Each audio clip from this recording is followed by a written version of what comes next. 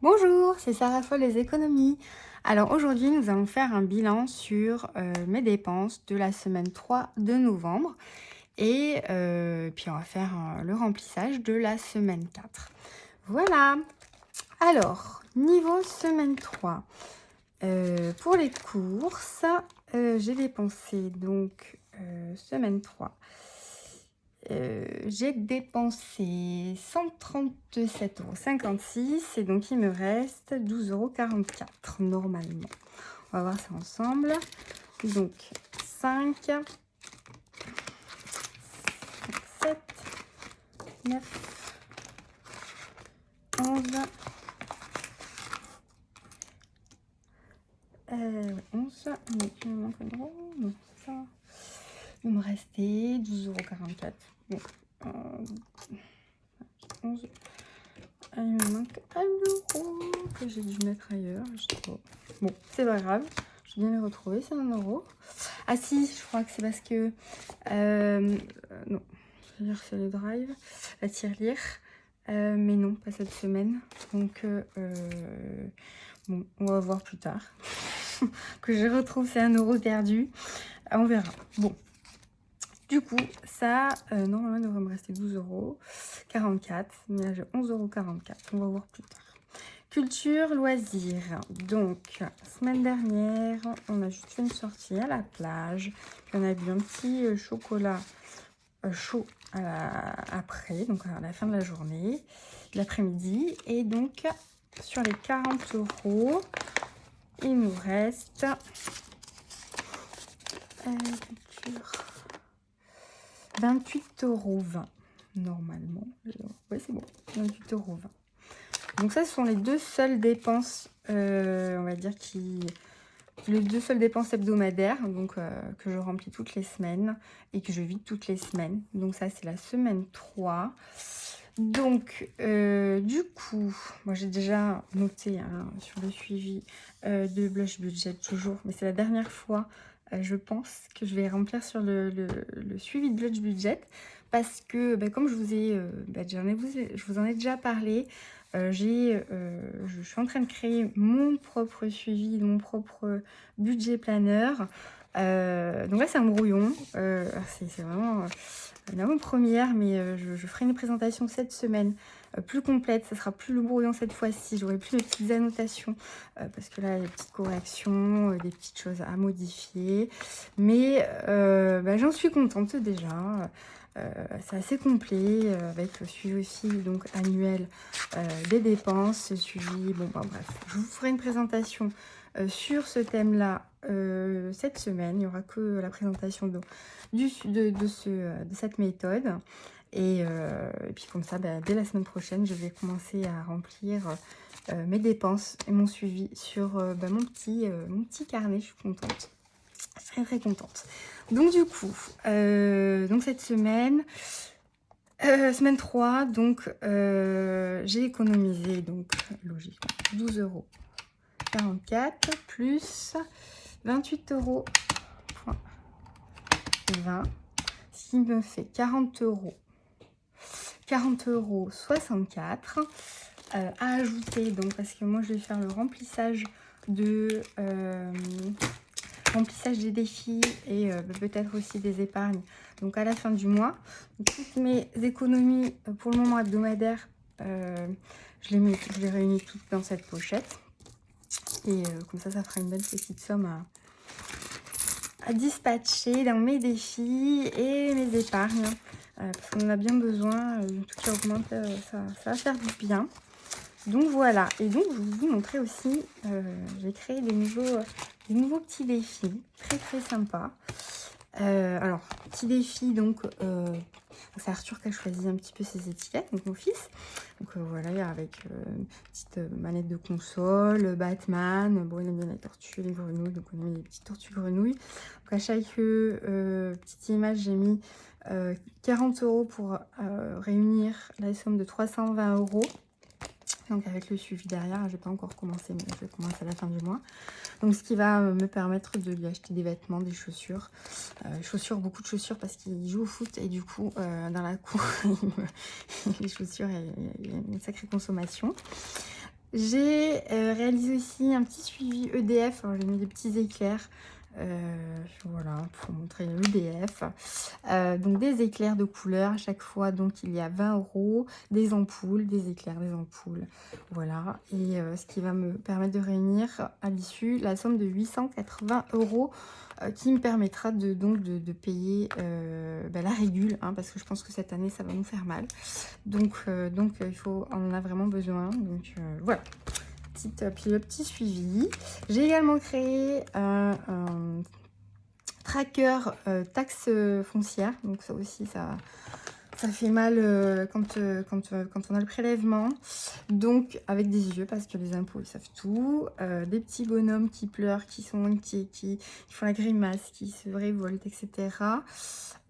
Et donc avec des besoins d'épargner ou de mettre dans les défis au niveau de chaque mois. Alors moi j'ai une grosse taxe foncière de 2200 € cette année. Donc en fait, et tous les ans ça augmente, donc l'année prochaine ça sera un peu plus, mais déjà si je réussis à mettre de côté, et là donc si toutes les semaines je mets 45 € de côté, donc tous les mois 180 € de côté, ça va me permettre de mettre de côté donc 2160 € qui me feront du bien au moment du prélèvement de la taxe foncière. Donc avec des petits yeux parce que les impôts voient tout, et des maisons, donc parce que c'est la taxe foncière. Donc l'autre, vous l'avez déjà vu. Et par contre, une autre nouveauté, alors j'ai créé mon petit suivi tracker Vinted, parce que du coup je me suis mise à faire du vide chez moi, tout ce qui ne me servait pas. Et donc, alors le but du jeu, là, je me suis dit que le but du jeu, parce que c'est numéroté, jusqu'à 12, et puis après c'est du plus, que j'aimerais bien vendre au moins un objet par mois. Donc, ça serait l'objectif d'atteindre pour une année, donc 12 objets, puis après ça serait du plus.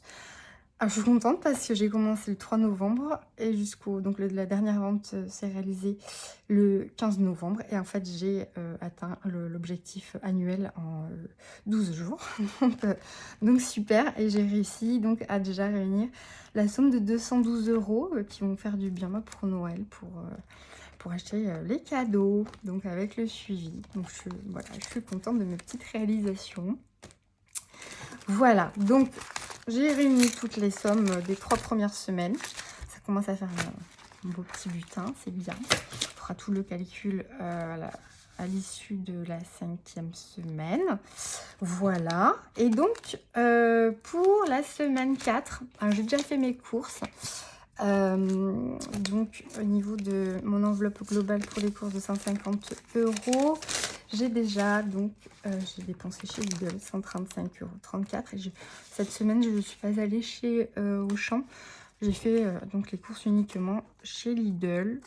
Voilà, et j'ai acheté pas mal de promotions cette semaine, notamment steak haché. Donc j'ai acheté 1,5 kg. Qu'est-ce que j'ai acheté? J'ai 2 rôtis, donc 1,5 kg de rôtis de porc. Et quoi d'autre?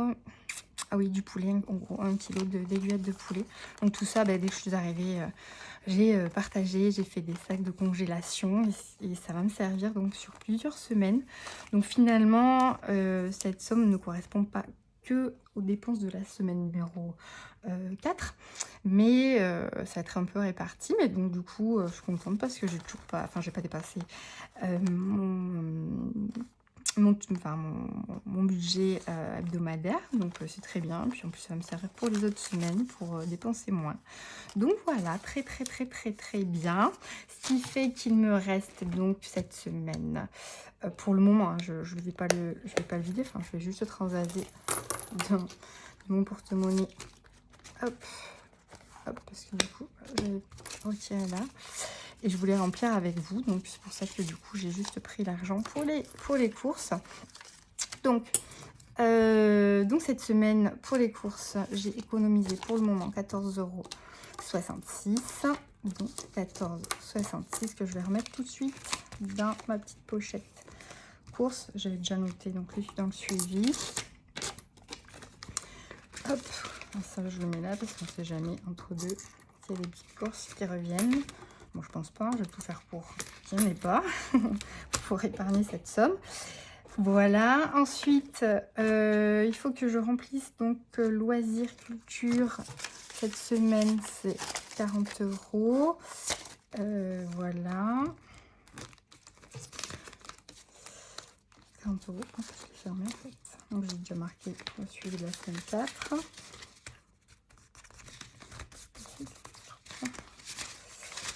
Hop, on y va. Et puis donc, oui, il faut que je remplisse la pochette Arthur pour son argent de poche parce que bon, je l'ai vidé cette semaine. Mais j'ai donné 15 € parce que parce que c'était sa fête, donc j'ai donné 5 € en plus de son argent de poche. Ça faut que je le vide.